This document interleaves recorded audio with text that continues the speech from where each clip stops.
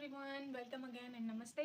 सो आज है मेरा ऑफिस डे और आज से मेरी टाइमिंग शिफ्ट हो गई है 8 to 5:30। चीज़ जो मेरे लैंडलॉर्ड है, नो डाउट जो भी मेरे यहाँ पे कोई मेहमान आता है उनके साथ थोड़ा रूड होती हैं क्योंकि इनको नहीं पसंद कि कोई आए यहाँ पे। और पर मेरे साथ इनका कुछ अलग बॉन्ड है। मतलब बहुत मेरे को हेल्प, मैं दादा दादी हैं, मैं दादा दादी बोलती हूँ उनको। जब मैं आई भी थी तो मैंने एक ही इंटेंशन से रूम यहाँ लिया था क्योंकि जो दादू हैं मुझे मेरे दादाजी की याद दिलाते हैं। और फिर मैंने रहना शुरू किया। काफ़ी टाइम पे इन्होंने कुछ ऐसा भी किया जिससे मैं हर्ट भी हुई हूँ। मैं ये सोचती हूँ कि शायद ये बूढ़ों का नेचर शायद ऐसा ही होता है क्योंकि मेरे दादा दादी भी कुछ हद तक इनके जैसे ही हैं। अगर हम अपने यहाँ पे किसी को किराए पर रखें तो वो भी शायद ऐसे ही रिएक्ट करें, तो ये शायद रिएक्शन नॉर्मल है। अभी ये मेरा पूरा ध्यान रखना है उन्होंने कि मैं ठीक हूँ नहीं हूँ, खाना खाया नहीं खाया, या फिर अभी जैसे मैं आपको बताऊँगी मेरी हेल्प करी उन्होंने, मेरे कपड़े फोल्ड करने में। मैं तो मना कर रही थी क्योंकि मैं खुद कर दूँगी। बोलते कि नहीं नहीं मैं भी फ्री हूँ, कोई बात नहीं, कर दूँगी मैं भी, मेरा भी टाइम पास हो जाएगा।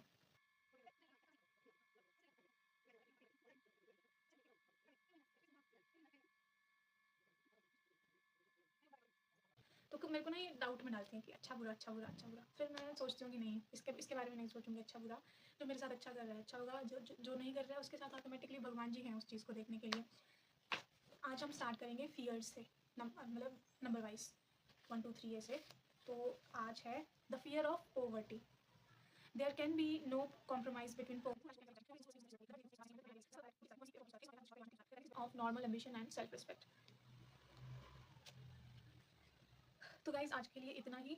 और इसमें हमने सबसे पहला फियर आता है, वो आता है पॉवर्टी का, द फियर ऑफ पॉवर्टी। और इसमें भी उन्होंने आगे बताया कि सिम्टम्स क्या है फियर ऑफ पॉवर्टी के। एक तो है इंडिफरेंस। इंडिफरेंस कि हम हर चीज़ को कैजुअल लेते हैं, इंपॉर्टेंस नहीं देते हैं।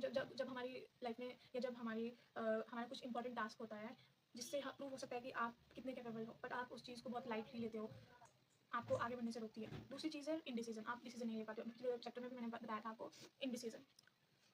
और जब आप में इनडिसीजन होती है तो दो चीज़ें खुद ब खुद आपके पीछे चल के आती हैं, एक फियर और एक वरी। और ये फॉलो करते हुए आ गया आपको डाउट। इनडिसीजन होगा तो डाउट आ जाएंगे खुद आप में कि अब मैं कर सकता हूँ कि नहीं कर सकता हूँ। अगर आपने एक बार डिसीजन ले लिया तो फिर एक डिटर्मिनेशन होती है कि नहीं अब मुझे करना है। कभी आप सोच रहे मुझे ये करना है, कभी वो करना है, उस चक्कर में बहुत सारे डाउट्स आते हैं। डाउट्स आते हैं तो फिर वरी आती है कि हाँ कैसे करूँगा, कैसे होगा, कैसे नहीं होगा। और इंस्टेड ऑफ थिंकिंग कि भाई नेगेटिव आउटकम्स, आप उस पर फोकस करो जो आपको करना है, कैसे करना है, कैसे इंप्लीमेंट करना है। ना कि अगर मैंने इंप्लीमेंट नहीं किया तो क्या होगा, अगर मैंने ये कर दिया तो इसका आउटकम ये ना हो जाए कि भाई लोग मुझे ये बोलना शुरू कर दें, वो चीज़।